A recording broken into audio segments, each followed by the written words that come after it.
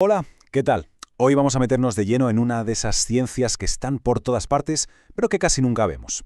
Es como una fuerza silenciosa que se encarga de que todo nuestro mundo no se venga abajo. Hablamos, claro, de la estática. Ese secreto que explica por qué los edificios se mantienen en pie y los puentes no se caen. Venga, vamos a descubrir cómo funciona.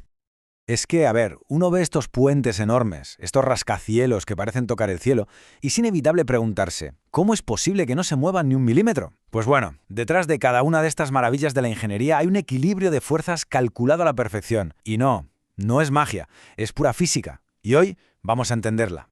De acuerdo, para entender la quietud, lo primero es saber qué campo la estudia, porque la estática no va por libre, ¿sabes? En realidad es una pieza clave de una disciplina muchísimo más grande y fundamental, la mecánica. La mecánica, para que nos entendamos, es básicamente el manual de instrucciones del universo. Estudia cómo se mueven las cosas y, lo que nos interesa hoy, por qué a veces no se mueven. Es la base, el cimiento sobre el que se levanta casi toda la ingeniería moderna. A ver, la mecánica es un campo enorme y se divide en varias ramas, todas súper interesantes.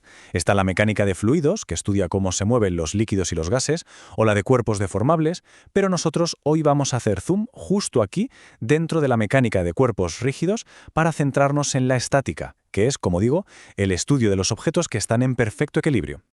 Dicho de una forma más sencilla, la estática se ocupa de los cuerpos que, o bien están quietos, o bien se mueven a una velocidad constante y sin acelerar. Podríamos decir que es el arte de conseguir que todas las fuerzas que actúan sobre un objeto se cancelen entre sí, logrando una quietud total y sobre todo estable. Muy bien, pues como haría cualquier ingeniero o ingeniera antes de construir nada, necesitamos unos cimientos bien sólidos. Así que vamos a ello. Vamos a ver cuáles son los conceptos fundamentales que lo aguantan todo en la estática. Y lo más curioso es que todo este mundo, que puede parecer súper complejo, en realidad se apoya en solo 4 ideas principales. 4 pilares. Una vez que los entendemos, se nos abre la puerta a todo este campo de una forma mucho más clara. El primer pilar, la longitud.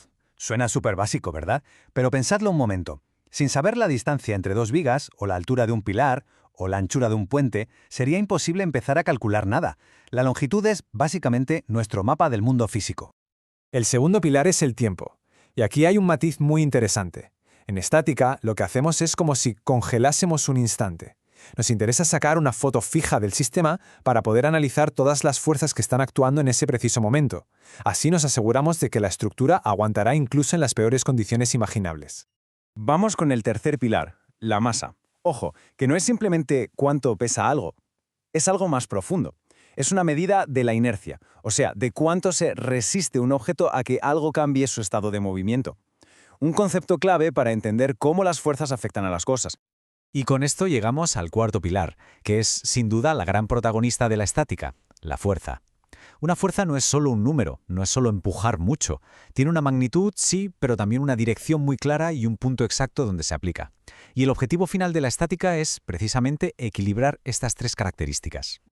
Vale, tenemos los conceptos. Genial. Pero, ¿de qué nos sirven si no podemos medirlos? En ingeniería, las ideas abstractas no valen de mucho si no las podemos cuantificar con precisión. Y para eso, necesitamos hablar todos el mismo idioma.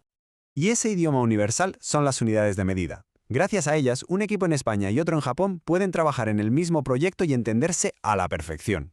Un simple error aquí, una confusión de unidades y el resultado podría ser literalmente catastrófico. Si echamos un vistazo a la tabla, vemos los 2 grandes sistemas que dominan el mundo. Por un lado, el sistema internacional, el que usamos casi todos, basado en el metro, el kilogramo y el segundo. Y por otro, el sistema inglés, con pies y libras. Los 2 funcionan, pero lo que es absolutamente vital es no mezclarlos nunca. La consistencia aquí es sinónimo de seguridad.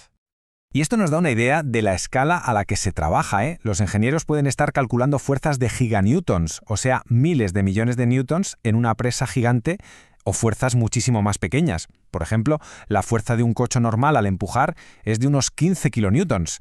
Estos precijos nos ayudan a manejar números o muy grandes o muy pequeños de una forma cómoda.